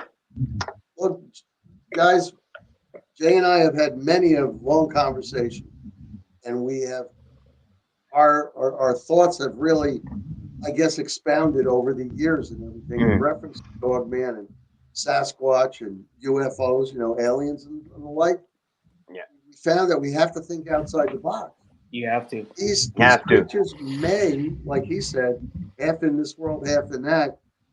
What the Native Americans might have been saying is that, maybe they can dimension jump. Yeah, Maybe they Right. interdimensional. That's what I was getting at. Yeah, you're right. Good There's call on that. there's a saying in the Sasquatch field. It's where the footprint ends. Yep. You'll follow the prints, and then suddenly it's gone. It's gone. Yeah. Where did it Yeah, go? gone. Where gone. did it go? Did it open Exactly. the door to another dimension? We don't Yep. know, but it's a distinct possibility, guys. Mm-hmm. It is. Yeah. Or Yeah. could they be of an alien race, and they've been beamed Yes. up? So okay, footprints in here, they go straight up. Yeah. Oh God, we're going back many decades ago. The Jersey Devil, when it was out there, this one police detective and some of the uniformed cops followed the footprints into backyards, over fences, into another backyards. I mean, for about 3/4 of a mile. All of a sudden, no more footprints. Yeah. Could the Jersey Devil be paranormal? Could the Jersey Devil be alien? You don't know any of this stuff, guys. I've said this many times, and it's a scientific fact. Physicists say that there are 11 different dimensions that they know of. Yes. Just because we 11. can't get there doesn't mean it doesn't exist. Yeah, I agree. The light spectrum. Humans can see 10% of the light spectrum. There are humans that can see, I think what they said, 26% of the light spectrum. Mm-hmm. Wow. And I wish I was one of those, because they can see things that we can't see. Yes. Right. Maybe they're the people that see ghosts, spirits. Yeah. Yes. Maybe they're the people that can see the Sasquatch in the forest. I mean, there's just so much I mean, right now on the side of me might be people from a different dimension, and the light Sure. spectrum that they're going through, they're going, yeah, I agree with them. You know, who Yeah. knows? Yeah. They've been Right. watching the whole time. Yeah, Yeah. living room if you're going to be here. Well, yeah, geez. But damn, Yeah, pay rent. No. there's a lot of stuff we don't know about, but real science has proven a lot of stuff. You know, Yes. people say, "Oh, cryptozoology is full of it." No, No, no. there's a lot of truth out there. Why have over the decades, I might as well say hundreds of thousands of people reported seeing Dogman and Sasquatch and other types of cryptids. Yep. Not Yeah, everybody. all over the world. All over the world. I mean, Yeah, all over the world. For what orang reason? pendek, orang gerdang. You know the Yeah, all. You know, it's crazy. The almasti.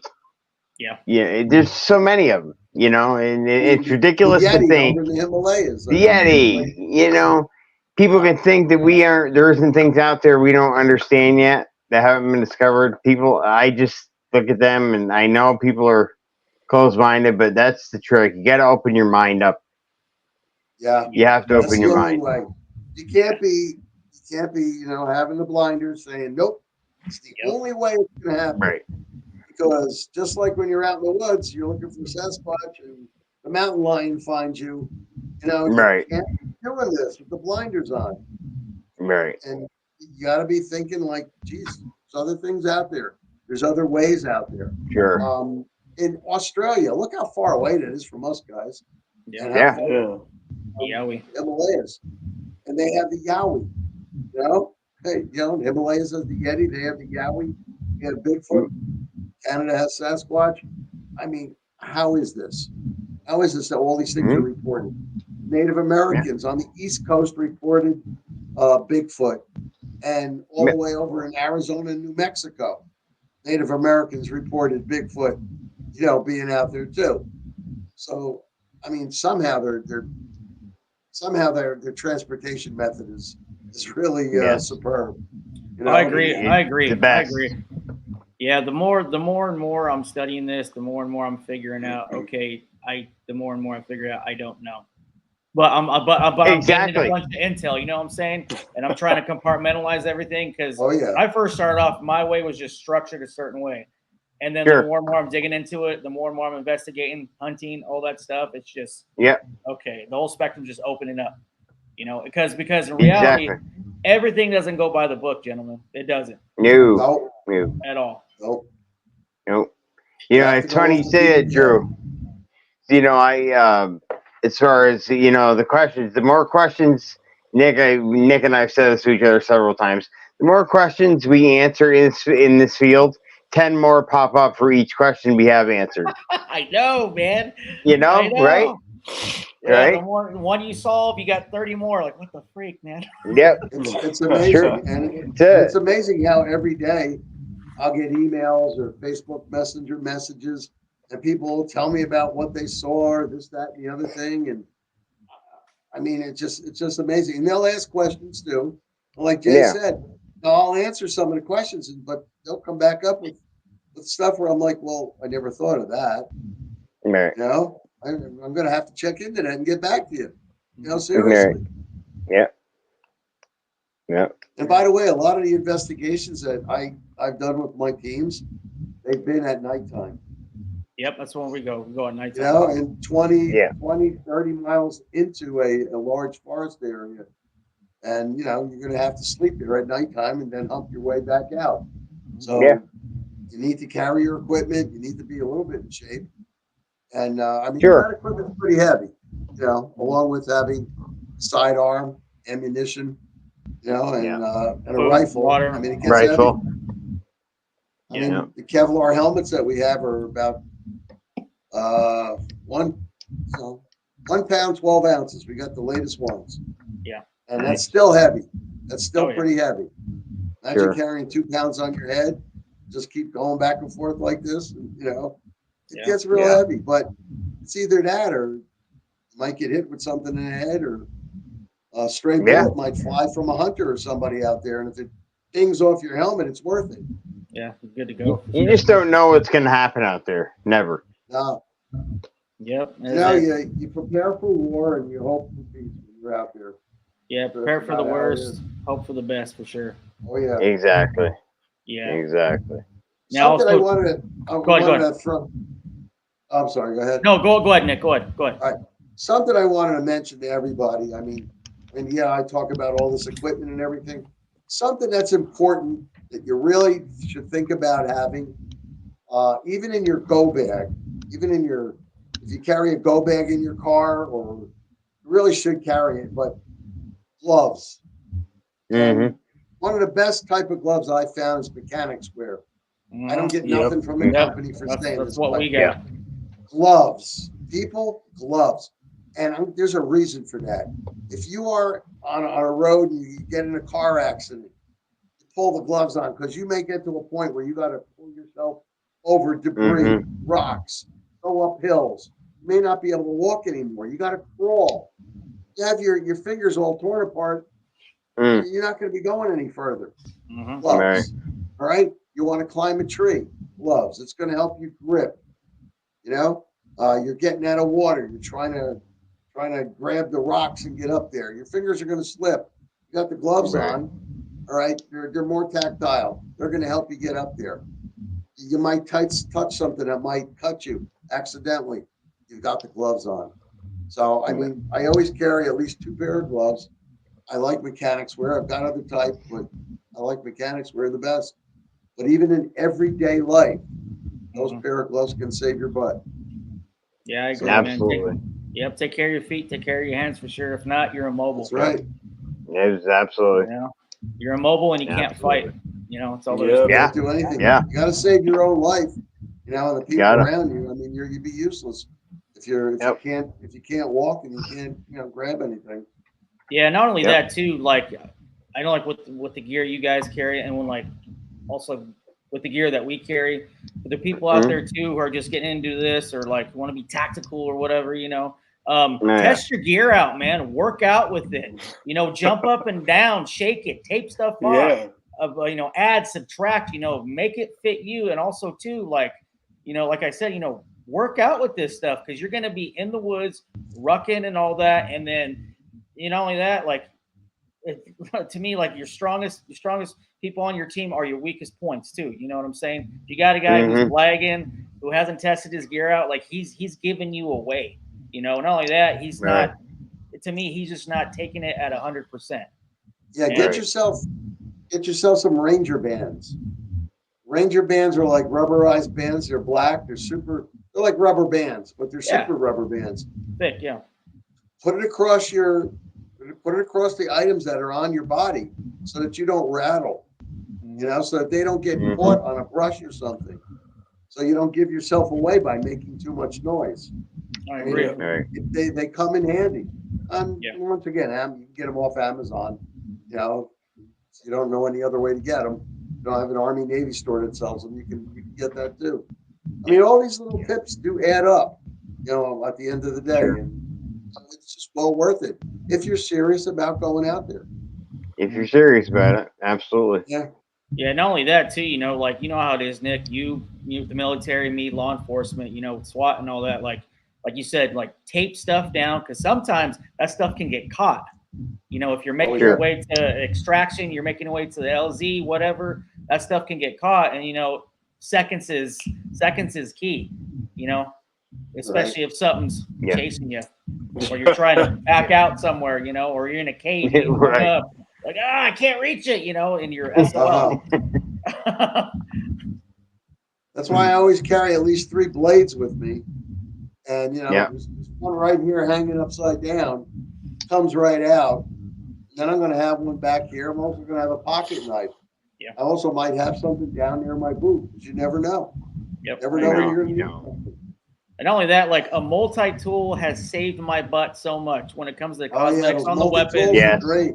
Cut something, whatever, come across wire, all that stuff, man. So multi-tool is good to invest in for sure for everyone who's listening. Absolutely. Add that to your gear as well.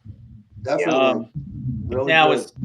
as far as we'll get into this and then we'll probably close it down. But crawlers, what do you guys know about crawlers? Crawlers. Did we do a Cryptid Consortium episode on crawlers, Nick? I thought we did. Was it about a year Or was so that the ago? rake? I know Are we you did one on talking the about the rake. ones from California? Huh? The Fresno California night crawlers or crawlers? No, I'm just talking about crawlers. I ain't talking about the ones in California. I'm talking about the ones like in caves. Okay. Like they kind of look like a almost rake. like the rake. Yeah. Yes.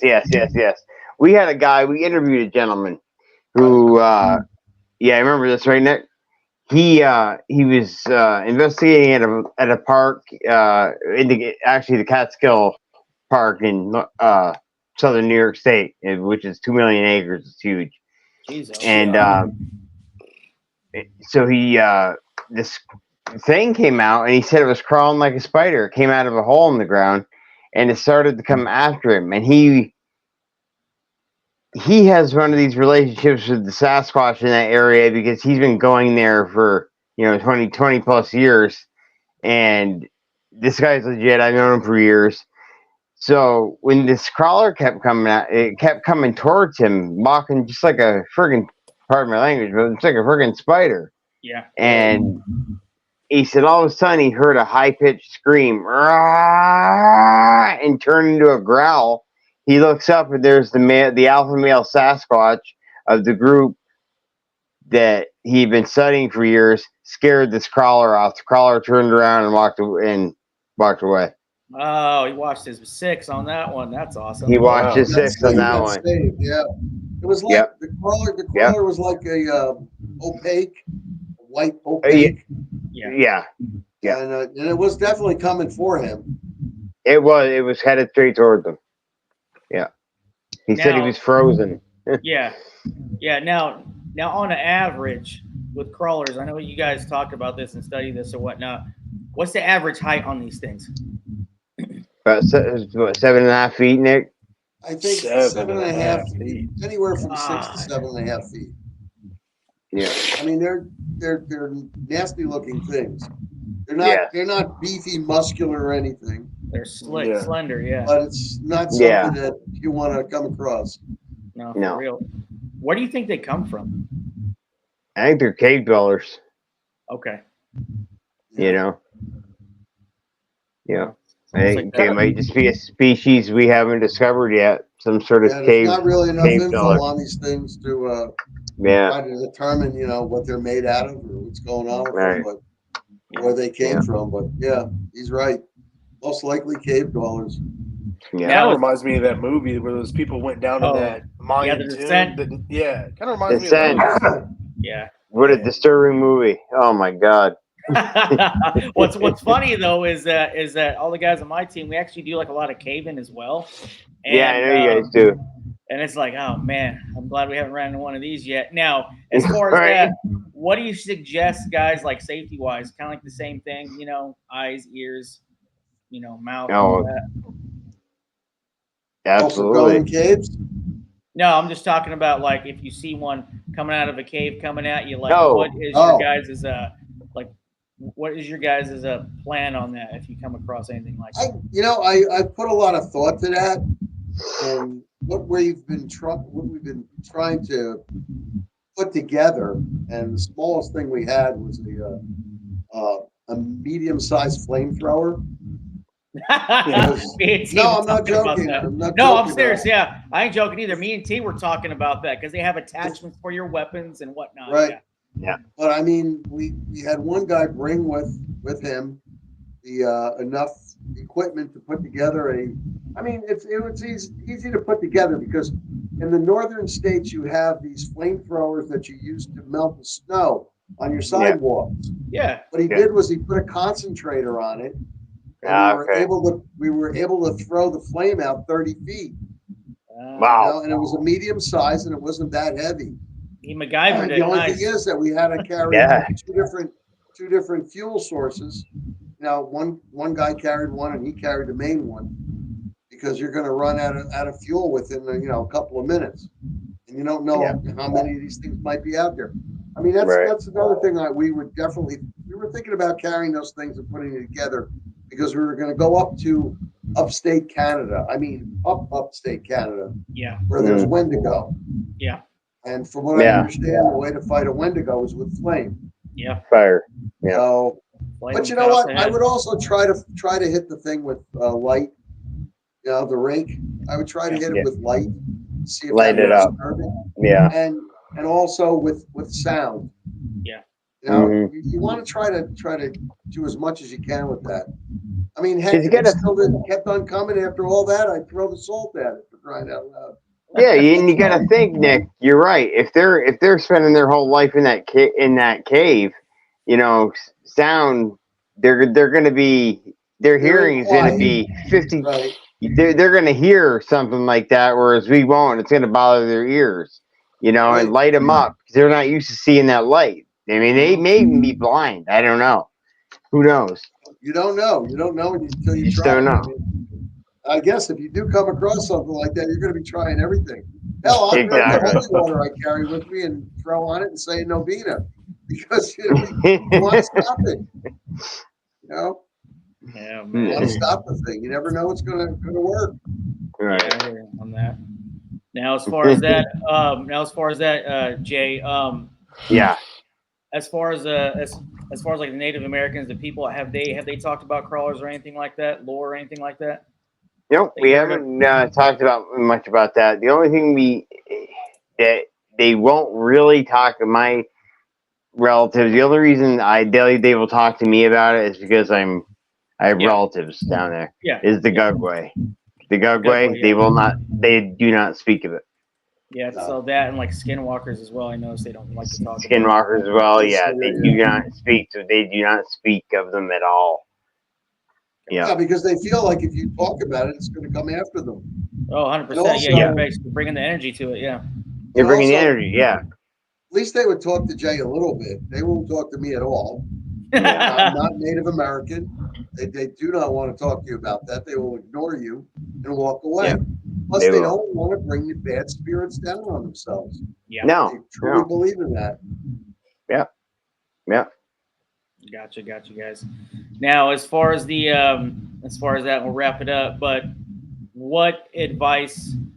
Period. Okay, I'll start with you, Jay, and then I'll Sure. end with you, Nick. Okay.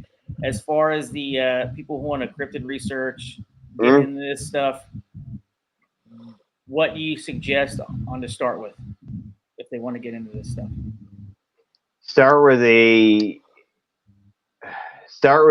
your thoughts on how you're going to prepare yourself to get into this field and realize that these things are no joke. These things are real. They can get nasty.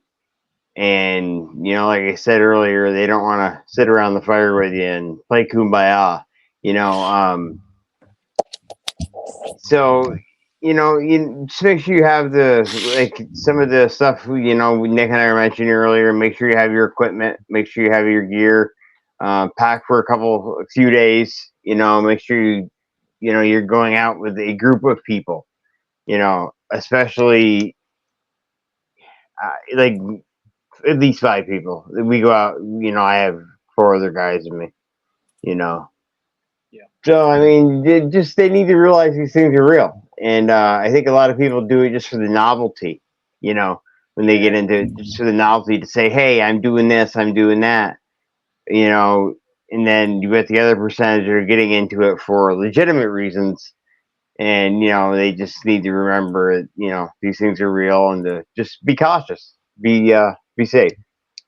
Gotcha. Okay, now T, you got any closing comments for Jay? No, man. That's it, man. I appreciate you guys coming and Yeah, talking to absolutely. us, We picking appreciate your it. brains and collaborating and having a good time. Absolutely, it was a Right blast. on.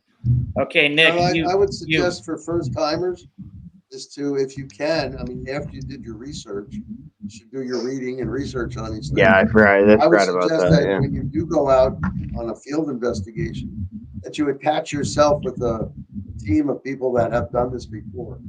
Mhm. Yeah, You know, yeah. and that they seem sort of competent.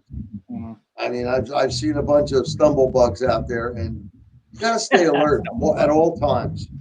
From All the time. minute you meet up in the parking lot to leave your car, to the time you take off, you can observe the way these people act, and they Yeah. act like a bunch of goofballs. No, Yeah. this is serious. This is serious when you go It's out a serious issue. So be serious about your life and about everybody else's life. I mean, the minute somebody, God forbid, somebody gets shot, you're going to feel horrible. Yeah. Somebody gets, say a cryptid does find you and somebody gets ripped apart, you're going to feel horrible. Yeah. So, do your research, safety first, have your equipment and all that stuff, and attach yourself with a team of people that have been out there. It's not really that hard to find. Facebook is, full of Sasquatch organizations, and we have Dogman organizations too. And you have all kinds of paranormal and stuff. Quite a few paranormal organizations I know. They've got like 20 people going. And they try to stay safe at all times. Sure. So follow the parameters of safety. That's number one. Yeah. Gotcha on that. Agreed. Now, as far as that, what about like guided tours or anything like that? No, that's something. That's something I'm not All right. with. I'm not on board with that. Yeah. Okay. That's I had someone I asked had me an anthropology professor that wanted to come out with us, and we formed a diamond, and he was in the middle of the diamond. He was the biggest pain in the butt. You can't imagine. Oh, my feet hurt, Professor. We only went a mile and a half. Oh God! We've got about 18 more miles to go. After mile 4, that was the end of him. Yeah. So we had to make a short camp, and I sent 3 guys back with him. We got him back out to his car. We waited for our guys to come back, and then we took off from there. I mean, people just don't realize walking 3 miles on a treadmill or on the road, which is flat, is a hell of a lot different than humping with 65 pounds of equipment and going over rocks, maybe climbing over boulders, large trees that are falling, going through brush. Jay, what did we talk about the other night? The sticky grass. I mean, what do you call it? The grass with all the spikes in it and everything. Oh yeah, the stuff that grows down south. Yeah, where you're at. That stuff, that is rough. That is rough stuff. Going through swamps. I mean, these people don't understand. Sometimes we have to go through water. Yeah, absolutely. When we reach the other side, all right, we'll take our boots out. You try to dry it off as best you can, and then you're on your way. Change your socks, all that stuff. You don't want to get trenched, for sure. Right. It's like that saying, everyone wants to be gangster until it's time to be gangster. Exactly. Well put, man. Well like put. Tyson said, everybody's tough until they get punched in the mouth. Yeah. This is true. This is true. Thank you, Mike Tyson. T, you got anything, brother? No, man. Like I said, it's great to pick your guys' brains and just chit chat, have a good time. Good to meet you guys. Yeah, pleasure. It was good chatting with you. And I got to tell the people out there. I mean, this is like maybe 1/20th of what we could actually tell you. Oh yeah, There's a lot. There's a lot. Wealth of knowledge. And that's just cryptozoology 101. I mean, get the 102 and go beyond. I mean, there's a lot of stuff. Yeah, definitely have you guys back on for sure. What was that you're gonna say? Yeah, that'd be cool. So there was a bunch of little nuggets that people, we made it clear that, hey, write this down, remember this, that you can take away from this, and it's just getting started. One of them don't go alone. You don't want to be by yourself. Never. So that's the one thing you take away from this episode, which there's dozens. Just don't go alone. Have one, you make friends. We're making more friends here. Sure. It's a big community, and so if people are going to get started into it, find other people who think like you or are into the same stuff. So excellent. Exactly. For sure, man, for sure. All right, Jay, we'll close end with you, and then we'll go with Nick, and we'll close it out. Okay, so where can people find you at, Jay, if they need to go to hold you or anything like that? Okay, easiest way to reach me is through Facebook Messenger. Jeremiah, Jerimiah. I spell the name with an I and an E. So it's Jerimiah Fountain, as in water fountain. Or you can get me on email on the trail.jf@gmail.com. Or you can get me through Nick, and vice versa as well. So, and people out there, you're more than welcome to get a hold of me at any time. Any questions, you want to talk about a sighting you had, we're always here. We're always here. Right on, man. All right, Nick, you up, buddy? Well, Facebook Messenger. I'm also in Facebook. I mean, people can contact me that way. Or you Yeah. could write to the International Dogman Project. Yeah, read about them. I mean, we've got so many different divisions out there. I've got Yeah. IDP Europe, Great Britain, the UK. We have different states: Oklahoma, West Virginia, New York. New York. Yeah. Tons of the states we're located in. IDP Yeah. USA, IDP USA. Southeast, IDP Southwest. There's a lot of them. All you have to do is put International Dogman Project and hit the search button, and it'll bring them all up. We're also on the Cryptid Consortium. You can find that on YouTube. Yeah. Oh boy, what else? The Quad Coalition of Sciences. That's something I also run, which includes zoology, cryptozoology, paranormal, and UFOlogy. We write about all four different fields. So I mean, just send the question in, or I mean, I talk with people every day of the week, including Christmas. Yes. Every day. People have a problem. They have a sighting. They would like information. They just want to say hi. I mean, it's all good. It's a big community. Right on, guys. It is. Yep. Right on, man. Yeah, I appreciate you guys, Nick, Jay. It was an honor, Drew. And honor, T, man. Thanks for hanging out, bro. Thanks for having us. Yeah, for sure. And like I said, I'll definitely have you guys on for sure again. You guys are a wealth of knowledge, and definitely learn a lot from you guys as well. So, other than that, man, we're about done. So just hang on real quick. Don't hang up. I'll chit chat with you for about a minute, and then we'll let you guys go. Hey, Drew, quick last word. Two things: be safe out there. Number one, and wear gloves. Wear gloves. Good night. Yep. Take care of your feet. Yeah. All right. All right, guys. You heard it here. All right. Appreciate you guys hanging out. And if you guys want to get a hold of Nick and Jay, I'll have their all their stuff in the show notes and whatnot. You guys are going to want to get a hold of T as well.